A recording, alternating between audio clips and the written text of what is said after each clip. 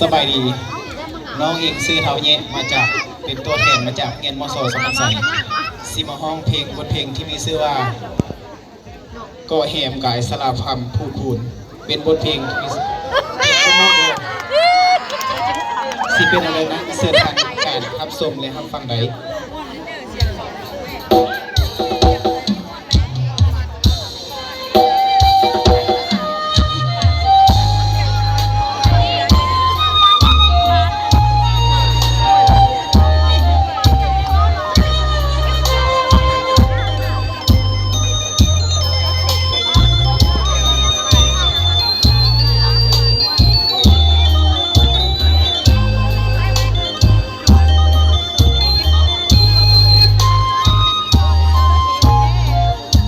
อยู่เมื่อเรียบรัวตายเด่นเสือมอหรือเยี่ยมน้องตรึกรอก่อนอาเกยเด่นรถยอแต่สาละคำผู้คุณตายกีน้องก็ยามบังเกยเด่นรถยอแย่งคนท้อง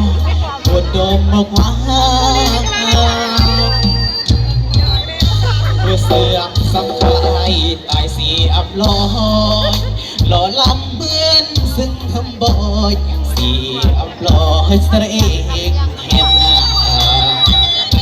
สระเอกแห่งเรืออย่าปล่อยคบเพื่อเขื่อนดาหรือว่างบาราเด็ดเสื่อมอดลาเห็บนางเล่าสาจีอัมโนสีจุดโกโปกุญแหงกุญกราเป็นแตรอับกุญแหมตากุญกราไก่เหือโอ้หกจบกระเกิดแหมนาพี่โมกวางอีห้องอับโดง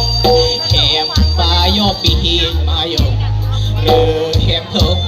แนวอาสัญญาไก่สาลาคำผู้พูดมอนอีไก่เบอร์สตอเบอรี่อาร์กีมอนอาสาสาไก่โดบกำนดพระเจ้าองค์ดำอาเกยบูซาสารคำน้องก็เห็นบ้าไก่สามสาจอยตายมวยเร่